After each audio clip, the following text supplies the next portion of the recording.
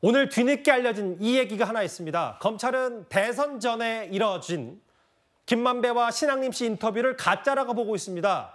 그러니까 윤석열 당시 후보가 과거에 커피 타주고 수사 봐준 것 아니냐고 말한 그 인터뷰를 검찰은 글쎄요, 선거 개입 여지가 있다고까지 말했었는데요. 그런데 대선 전날 이재명 캠프가 이 가짜 뉴스를 대량 발송한 게 뒤늦게 알려졌습니다. 그들에게 이렇게 도움을 준 것도 윤 후보님이죠. 저축은행 비리 수사 봐줬지 않습니까? 그들한테 이익 본 것도 윤 후보죠. 부산저축은행 일반 대출인데 다른 건 기소하면서 그 외에 이 대장동 대출만 봐줬습니까? 노은영한테 커피는 왜 타주셨어요? 저는 그 사람 본 적이 없습니다. 갖다 붙이려고 10년 전까지. 전과 사범, 대장동 비리 등 사실관계로 인해 수세에 몰렸던 이재명 대표는 뉴스타파의 조작된 인터뷰를 밀리고 있는 대선판을 뒤집을 수 있는 절호의 기회로 삼고자 했던 것으로 보입니다. 조작된 가짜뉴스에 기대어 국민을 속여 정권을 잡으려 했던 점에 대한 철저한 반성과 대국민 사죄를 하지 않는 이유가 도대체 무엇입니까? 이재명 대표는 치밀하게 계획된 대선 여론조작 범죄의 최종 수혜자였을 뿐만 아니라 가짜뉴스 여론조작 범죄의 몸통이라 해도 부족함이 없을 겁니다. 보신 여당의 비판 목소리까지 영상 그대로입니다. 이현정 의원님. 네. 화면을 저하고 보면 일단 시간대별로는 이따 제가 다 설명을 드릴 텐데 중요한 건 바로 작년 3월 9일 대선 바로 전날에 이재명 캠프가 이 가짜뉴스 의혹이 있는 뉴스타파 기사를 400만 명이 넘는 선거운동에 문자를 돌렸다. 이거 상당히 고의적이고 의도적인 거 아니냐, 이런 시각이 있는 겁니까?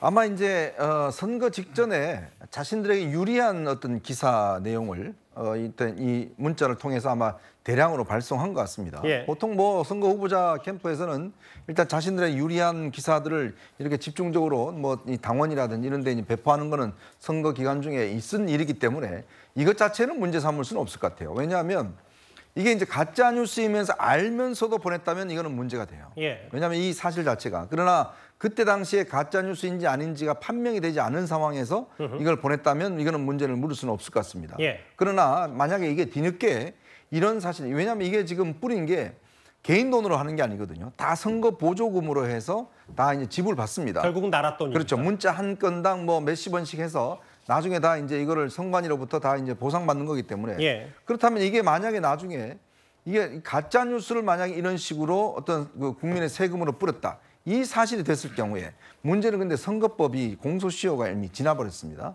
그래서 이걸 마땅히 이제 어떤 혐의로 이제 할지는 이건 다른 걸로 차원에 넘어가야 되는데요. 문제는 이게 만약에 이제 가짜뉴스로 드러났을 경우에 이 문제에 대해서 정말 책임을 묻는다든지 아니면 이 문제와 관련해서 들어간 돈에 대해서 환수 조치를 한다든지 뭐 이런 식의 저는 이 징계는 있어야 되지 않을까. 왜냐하면 이게 선거 직전이고 더군다나 이게 나중에 가짜뉴스로 판명이 된다 그러면 이거는 국민을 속이는 거 아니겠습니까? 근데 국민을 속인 거를 국민의 세금으로 지불한다? 이거는 좀 앞뒤가 맞지 않는 거라고 그러면 저는 좀 제도적인 보완이 필요하지 않을까라는 생각이 듭니다. 그러니까 어떤 의도로 뿌렸는지는 예상이 되더라도 결과에 대해서는 책임을 져야 된다, 민주당이 이 말씀하시는 거예요? 그렇죠. 네. 사실 여길 보면 그러니까 대선 전날 바로 이 가짜뉴스 의혹이 있는 이 김만배, 신앙림 씨 기사를 쭉 400만 명 넘는 사람들에게 뿌렸다. 사실 그 주말, 바로 직전 주말로 거슬러 올라가더라도 이 뉴스타파의 보도가 나오자 이재명 대표가 SNS 즉각 반응하면서 널리 알려달라라고 했던 것도 일부 언론보다 이재명 대표 측이 먼저 알았냐, 뭐 이것 때문에 논란이 있었는데 이런저런 시간대별로 보면 당시 널리 알려달라, 우리가 언론이다, 이게 바로 그 뉴스타파의 최초 보도 이후 곧 즉각적인 이재명 대표의 반응이었는데 그로부터 이틀 뒤에 475만 건의 문자를 뿌렸다. 노돌 교수님, 실제로 보면 이 화면을 볼까요? 바뀐 화면. 투표 참여 독려 문자보다도 이걸 더 많이 보냈으니까 물론 뭐 유리한 선거, 뭐 지푸라기도 잡는 심정이 있을 수 있겠지만 결과적으로 봤을 때 이 가짜 뉴스로 만약에 판명이 났을 때 후폭풍 어떻게 좀 판단하세요? 글쎄 현재로서는 무슨 뭐 폭풍에 특별하게 법적 책임을 묻거나 뭐 또 또렷하게 뭐 정치적 책임을 묻거나 그러기도 어려운 그런 시기 같습니다. 그런데 이거 뭐 문자를 몇 통을 보냈냐가 문제가 아니라 사실 저 타임라인을 다시 보면 아까 좀 전에 화면 다시 볼 수 있으면 모르겠는데요. 시간을 좀 되돌려 볼까요? 예. 다시 한번. 예, 말씀. 인터뷰한 날짜가 2021년 9월 15일입니다. 예. 그런데 그건 잘 알려지지 않았었습니다. 알려진 게 지금 보는 대로 2022년 3월 6일 날 뉴스타파 보도에서 알려진 거거든요. 널리 알려진 거는. 예. 그게 되자마자 이재명 대표가 SNS에 그걸 올렸고요. 그런데 조금 전에 그 나온 화면에서 윤석열 후보와 이재명 후보가 토론하면서 왜 조호영이 커피 타주셨어요? 라고 토론했던 것은 3월 6일 전입니다, 이게. 그러니까 무슨 말이냐면 뉴스타파가 보도하기 전부터 이재명 후보는, 당시 후보는 이걸 내용을 알고 있다는 거죠. 조호영이 커피 왜 타줬어요? 라고 물어봤을 때 많은 그 내용을 모르는 사람들은 저게 무슨 말이지?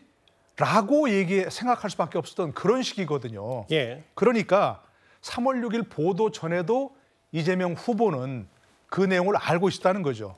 그러니까 좀 전에 이현정 위원께서 이게 가짜뉴스인지 아닌지를 인지했는지를 확실치 않다고 하는데 저는 인지했을 가능성이 높다고 보는 거죠. 그렇기 때문에. 예. 뉴스타파 보도 전에 토론회에서부터 여러 번 얘기했다니까요. 그때.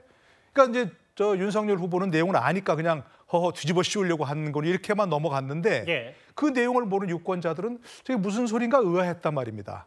3월 6일 날 보도가 되니까 저런 소리였구나 이제 알게 된 거고. 예. 더더나 문자는 3월 8일 날 보냈잖아요. 그러면 하루 전입니다. 대선 하루 전. 그러니까 그때는 뭐 반박할 시간도 없는 그런 얘기인 거죠. 예. 그런 시기인 거죠.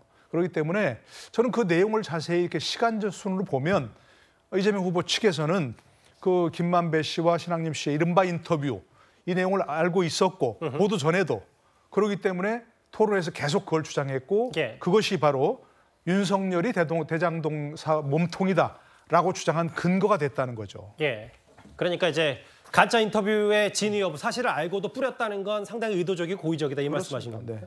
예, 장해찬 최고위원님. 그러니까 공직선거법 이 여러 가지 공소시효가 6개월밖에 안 되는 것 좀 이참에 고쳐야겠다는 생각이 우선적으로 들고요. 예. 지금 앞서 교수님께서도 말씀해 주셨지만 그 당시 대선 막바지에 일어났던 정황을 보면 보도 이전부터 김만배와 신학님이 뉴스타파를 통해 짜고 치는 가짜 뉴스를 만들었다는 걸 이재명 대표가 몰랐다고 보기 어렵습니다. 그리고 이 문자 같은 경우는요. 지금 비용 이야기도 나오는데 예. 단문일 때 건당 10원이라서 한 4,800만 원이라고 하지만 해당 내용이 상당히 길기 때문에 장문의 문자를 보냈을 경우에는 이게 건당 30원이 되면서 1억 5천의 국민 세금을 가짜뉴스로 퍼나르는 데 썼다고도 볼 수 있는 내용이거든요. 예. 이건 역시나 지금 다른 재판, 김문기 전 처장 모른다고 한 것과 국토부 협박받았다고 한 재판에서 벌금 100만 원 이상이 나오면 이 1억 5천만 원 포함한 430억을 민주당이 대신 국가에 다시 환급을 해야 됩니다. 예. 그러니까 사실 이재명 대표 하나 때문에 이재명 지키려다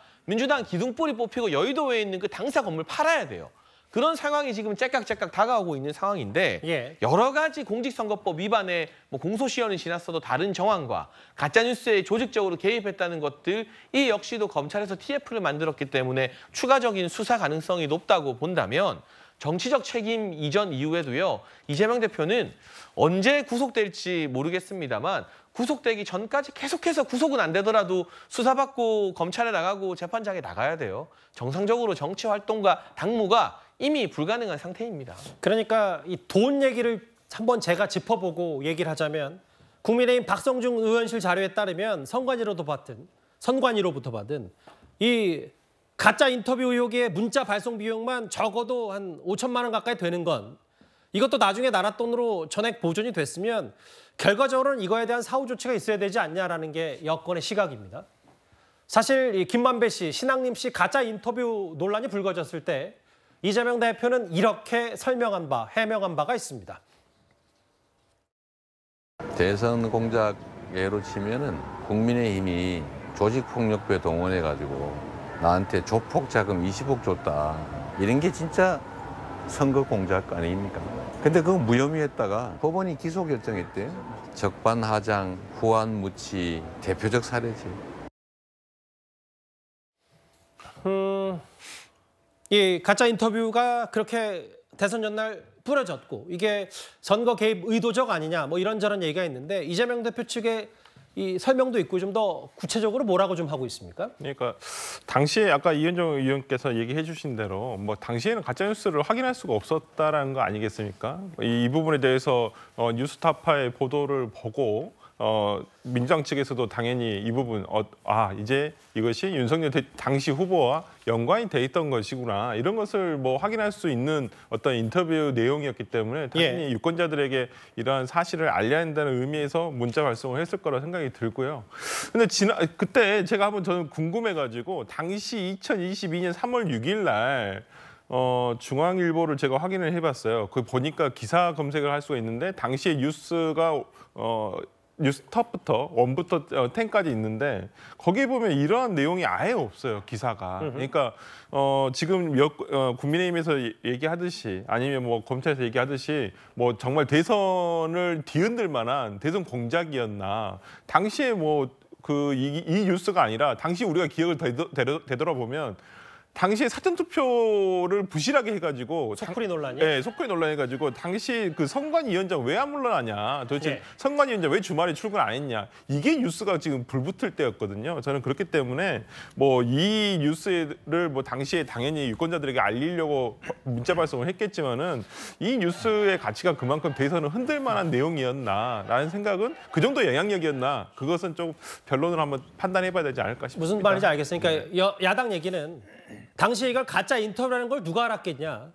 뭐 선거전이 워낙 치열했다 보니까 일단 뭐라도 해서 홍보하고 선거에 이기는 게 중요했다 뭐 이런 취지의 얘기인 것 같은데 근데 설주환 변호사님 아까 노동일 교수께서 지적했던 그 질문만 하나 더 드리고 이번 주제 마무리할게요. 왜냐하면 글쎄요 김만배 씨 뭐 신앙립 씨 가짜 인터뷰 논란은 제외하더라도 이재명 대표가 계속 지속적으로 얘기했던 대장동의 몸통은 윤석열이다.